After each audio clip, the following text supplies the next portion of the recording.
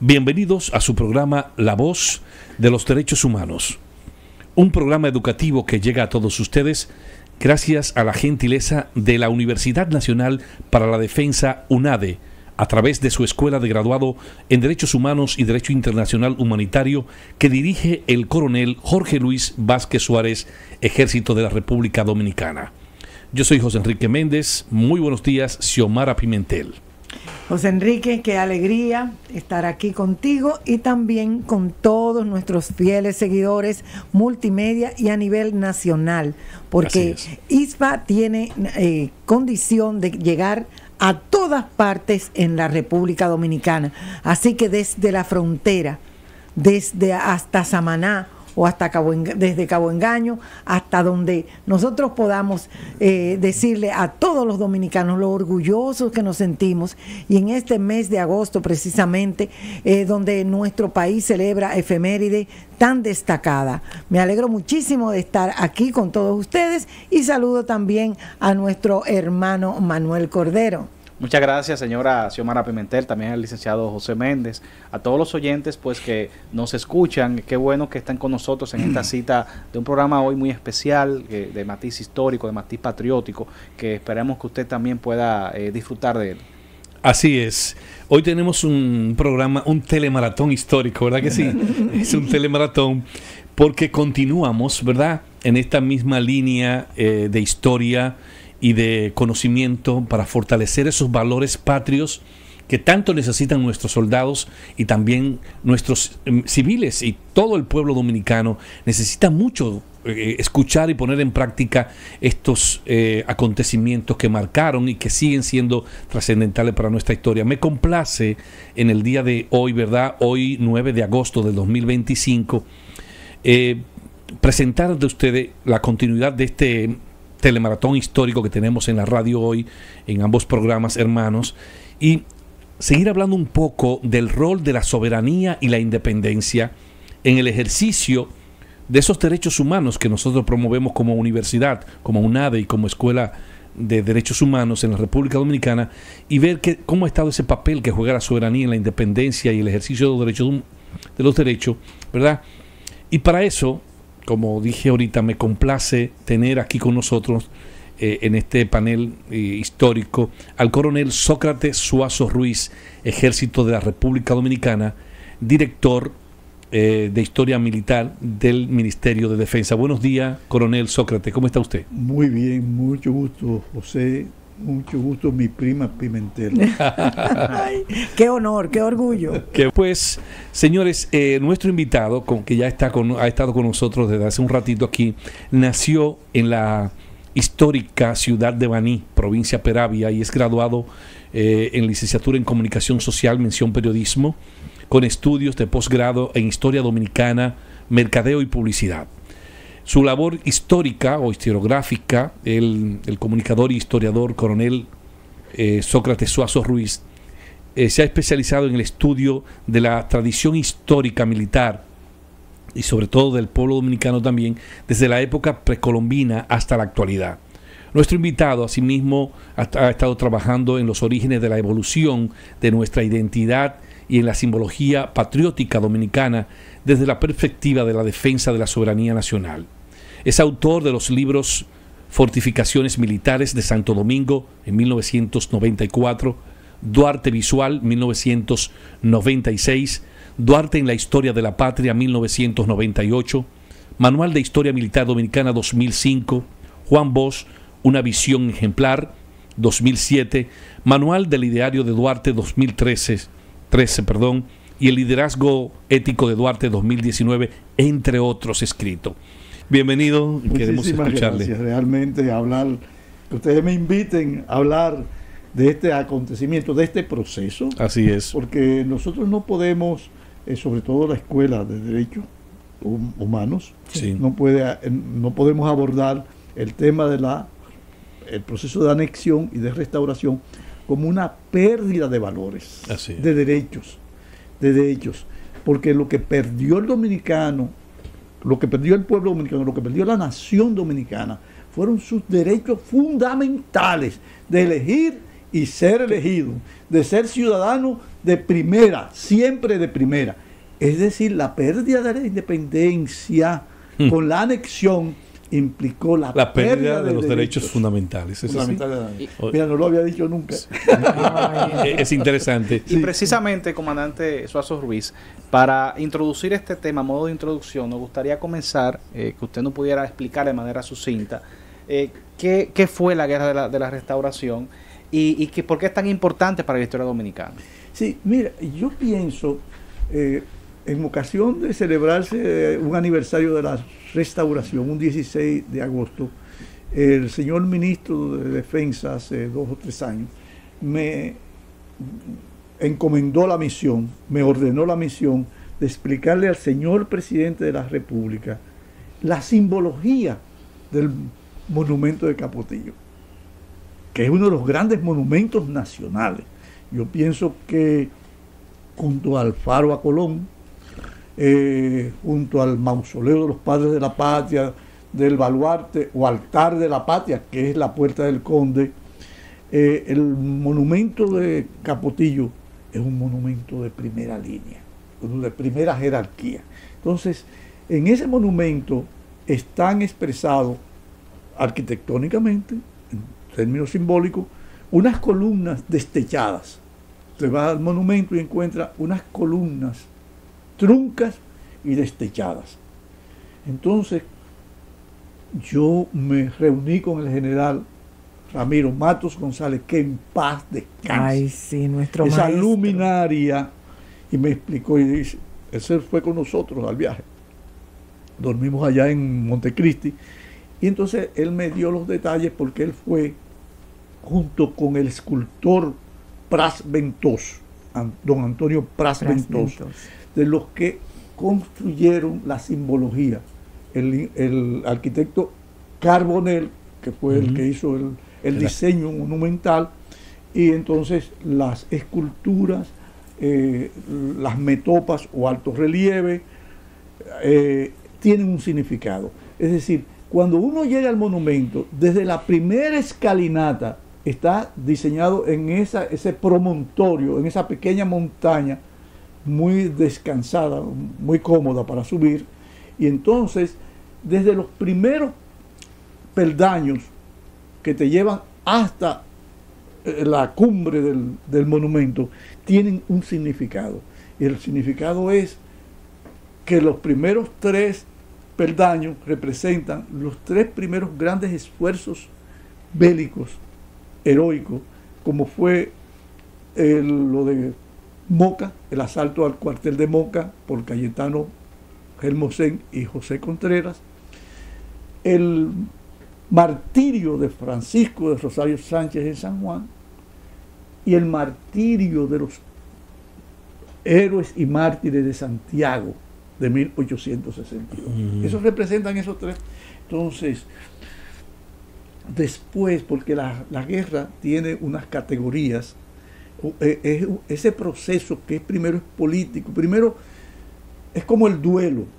Sí. Cuando a uno se le muere a alguien, o como dice el poeta español Federico García Lorca, en 4 poemas dedicados a Ignacio Sánchez Mejía.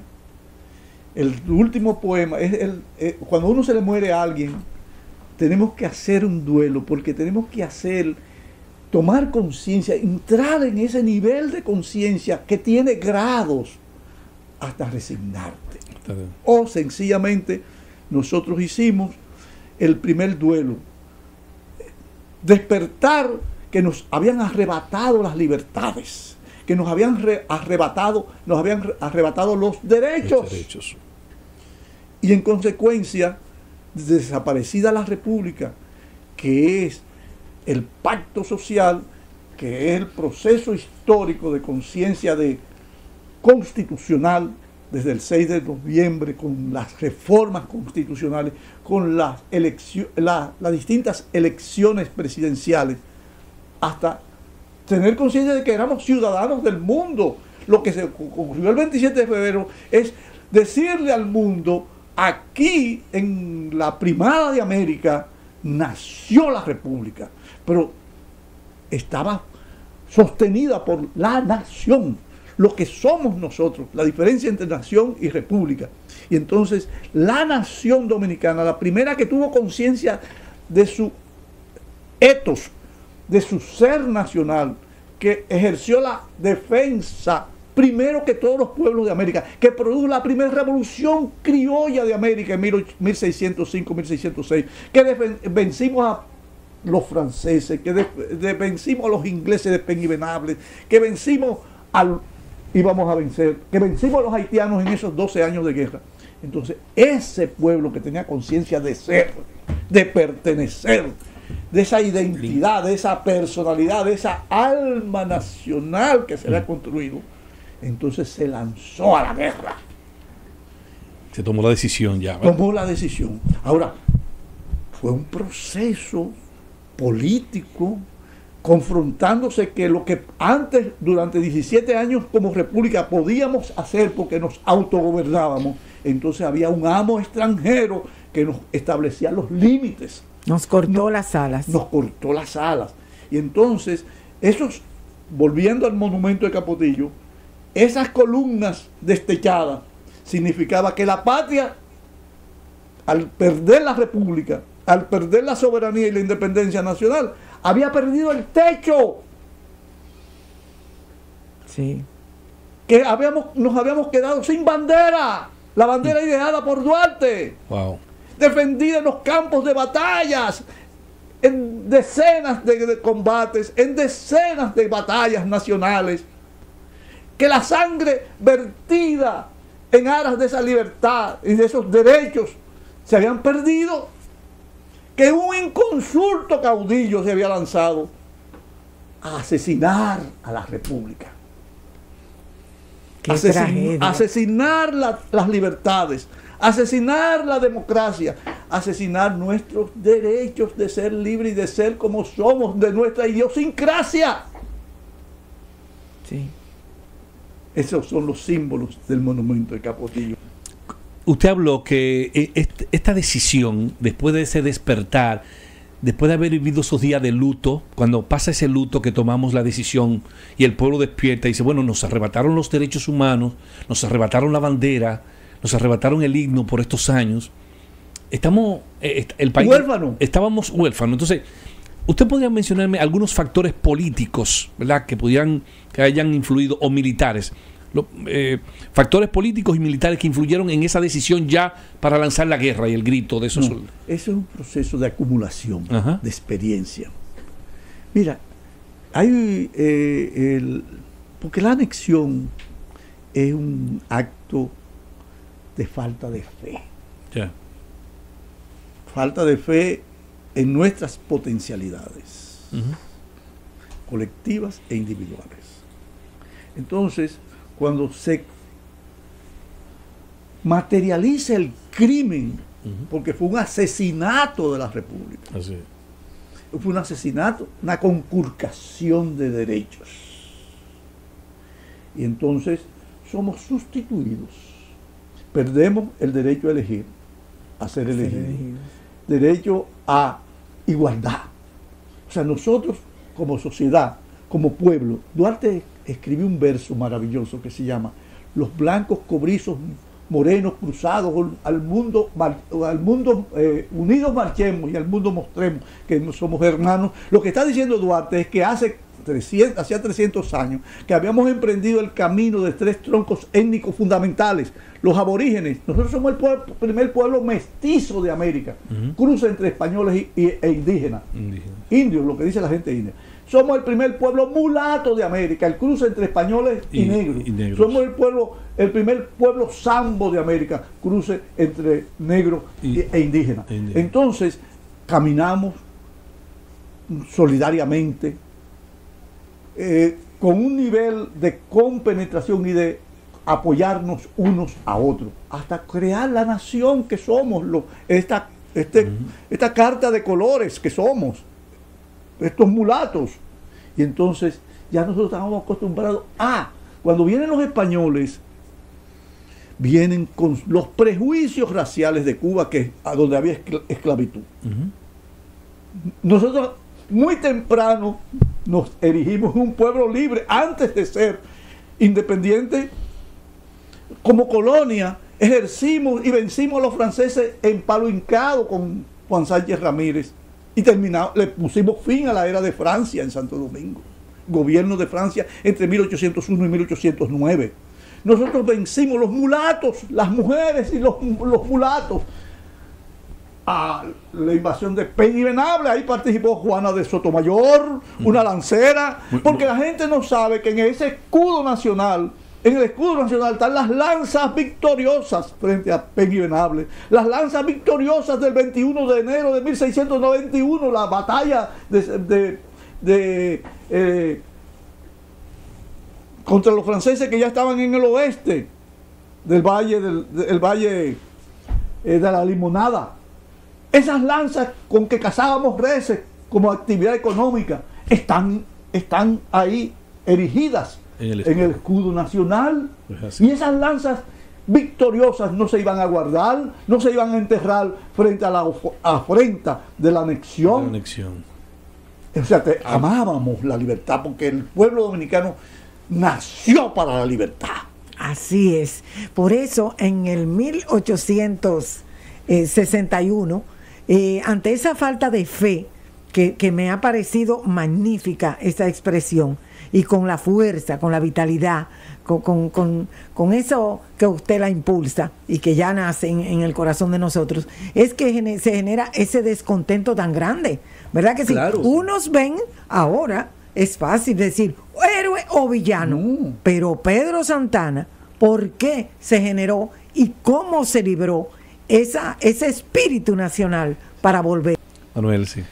Algo que a uno como dominicano le llama la atención siempre, lo sorprende a la vez, tanto en la gesta de la independencia del 1844, pero también en esta gesta de la restauración, y usted bien lo ha indicado, ese empoderamiento, por eso es una palabra muy, muy posmoderna del dominicano en cuanto a la guerra, porque siempre nos hemos enfrentado a pueblos que nos superan en número y en capacidad militar, y sin embargo salimos airosos. En el caso específico de la restauración pasó lo propio, o sea, nosotros nos enfrentamos a un reino español, obviamente una sociedad más desarrollada que nosotros, con más recursos que nosotros, como el pueblo dominicano desde sus entrañas logra sacar la fuerza y la estrategia para vencer a un enemigo tan poderoso. Sí, mira, nosotros, dice Santiago Rodríguez, que es el padre de la restauración, yo quiero señalar con esa banderilla, que era un hombre de gran prestigio, hacendado, y que era Rodríguez Mazagó. Sí, me llamó la atención ese apellido. Sí. Haitiano, la madre era haitiana. Exacto. Porque la restauración va a tener un elemento, un componente transfronterizo. En términos estratégicos, los haitianos siempre visualizaron que una potencia establecida en la isla, o sea, una metrópoli establecida en la isla, era un peligro para sus libertades. Sí. Y ellos sí tenían el trauma. En su disco duro tenían ese miedo, ese arquetipo del miedo a una ocupación extranjera. Nosotros no, nosotros teníamos muy claro nuestra identidad. Pues nosotros sabemos que nos llamamos dominicanos desde 1580 y tanto. 1580 y tanto tenemos el gentilicio por la ciudad de Santo Domingo. Así es, bueno, estamos verdaderamente entusiasmados de todo el espíritu, de esa falta de fe, de visión, pero cómo se sustituye a través de un periodo en el que se va despertando y de diferentes dentro del territorio nacional, hombres y mujeres van abocándose a restaurar nuestros derechos, nuestra identidad, nuestra alma nacional. ¿Cuáles batallas principalmente fueron las que más se destacaron en ese momento?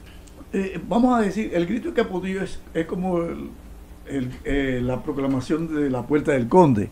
Sí. En el grito de Capotillo no hay un tiro, hay una corneta para izar la bandera nacional. Okay.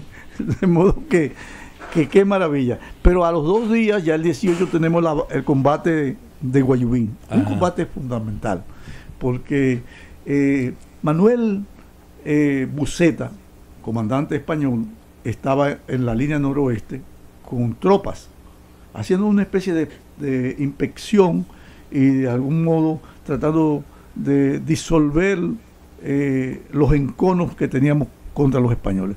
Pero se salvó en tablitas. Regresó a Santiago, vuelto solo, le diezmaron las tropas que cabalgaron con él, y ya el 18 de agosto vamos a vencer a los españoles en Guayubín, el combate de Guayubín, que es un combate bizarro, porque ahí habían suficientes tropas españolas, muy valientes las tropas españolas, pero es que lo que nosotros hemos desarrollado es una guerra de liberación nacional, donde todos los elementos poblacionales, sociales, se integran y los derrotamos. Hay un episodio importantísimo ahí, porque las guerras son terribles, y sobre todo este tipo de guerra salvaje prácticamente, donde los enfermos, los presos españoles empezaron a ser macheteados, tajados. Y entonces ahí Santiago Rodríguez dice: yo no entré a la guerra a matar prisioneros. Y ahí nace lo que uno puede definir como el derecho humanitario de guerra dominicano. Esa es la conducta de Santiago Rodríguez. Estos acontecimientos históricos que usted narra, como bien le preguntaba a Xiomara, toda esta guerra ganada, todo ese sacrificio del pueblo, y que luego termina, ¿verdad?, con este premio de haber ganado esta lucha de la guerra restauradora. O sea, fue un camino largo. Fue un camino largo, porque lo que ocurre es que se establece el gobierno. Se establece. O sea, se restaura el gobierno, se restaura la autonomía en el Cibao. Y el Cibao entonces va a direccionar la guerra nacional, va a mandar a Gregorio Luperón a cruzar por Tuicebicos, Monteplata. Entonces, ya en el sur,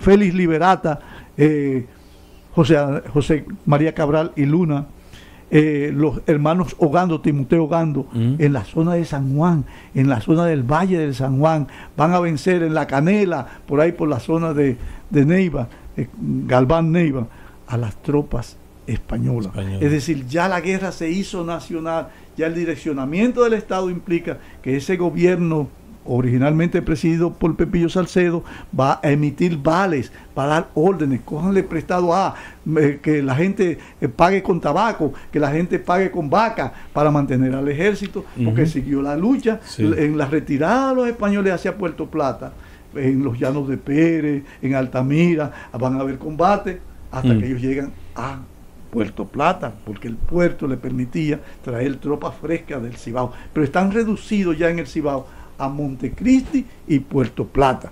Ya lo hemos expulsado, lo hemos barrido. Y entonces ya en el 64 los españoles deciden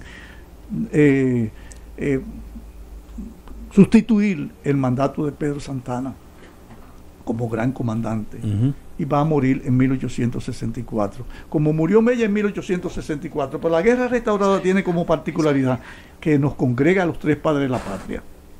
Ya vimos el martirio de Francisco Rosario Sánchez. Yo entro por Haití porque por otra parte no puedo. Pero si alguien pretendiese mancillar mi nombre, decirle que soy la bandera nacional. O cuando en ese juicio él dice que caiga sobre mí toda la culpa, estos hombres deben ser exonerados de la pena capital.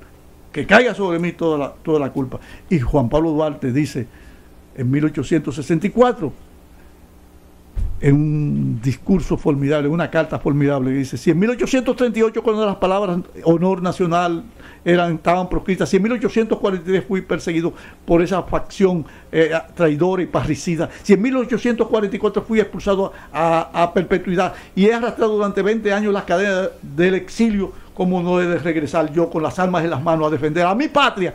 No solo digo contra los Estados Unidos, contra Francia, contra España o contra cualquier potencia de la tierra. Ese es el espíritu es de los tres padres de la patria en el marco de la restauración. Así es. Comandante Sócrates, ya el tiempo nos apremia, pero queremos que esto... el tiempo. Han pasado casi 55 minutos, sí. Hemos estado conversando y no parece, sí, se fue rápido. Pero queremos ya en estos últimos minutos y ya casi 162 años de esa gesta de la restauración, que usted nos pudiera decir cuál es el legado más importante a su consideración de esta guerra restauradora y cómo se refleja la identidad dominicana hoy día. Pedro Enríquez Ureña habla de que la intelección, el sentido de la identidad dominicana se establece entre 1821 con la independencia de Núñez de Cáceres, pasando por la independencia nacional, la guerra restauradora y algo que va a parir la guerra de la restauración, con el prestigio de Mella como gran estratega, como ministro de guerra, de cómo hacerle la guerra a los españoles. Y es que va a parir la guerra patria de 1868 a 1874 contra los planes anexionistas de Buenaventura Báez. Y va a parir mujeres como Salomé Ureña, y va a parir a mujeres como Ercilia Pepín, porque esa gente de 1916, la gente de la Barranquita, a la que ella se dedicó a exaltar y a promover como valores, nos va siempre a señalar que la responsabilidad del dominicano de cada generación es conservar la independencia, la soberanía, los derechos sociales, políticos, culturales de la nación dominicana. La nación dominicana nació para ser eterna y es el compromiso de esta generación cibernética de darle valor con estos argumentos que nosotros hemos abrazado y promovido en este encuentro. Bien, y con ese mensaje final de que la nación dominicana nació para ser eterna, nosotros hemos llegado al final, coronel, agradecido del alma de que usted haya sacado ese tiempo tan valioso, que usted está muy ocupado, y acompañarnos durante estas 2 horas de programa especial para el pueblo dominicano. Yo sé que se lo agradece Dios y la patria. Agradecemos, coronel Sócrates Suazo Ruiz, Ejército de la República Dominicana, por haber tomado de su valioso tiempo y compartir con nosotros en este programa de la Universidad Nacional para la Defensa, UNADE, General Juan Pablo Duarte Díez, y la Escuela de Derechos Humanos. Dios y la patria le bendigan a usted y a nuestro público. Gracias por estar aquí. Muchas gracias. Feliz resto del día. Hasta la próxima semana. Dios le bendiga.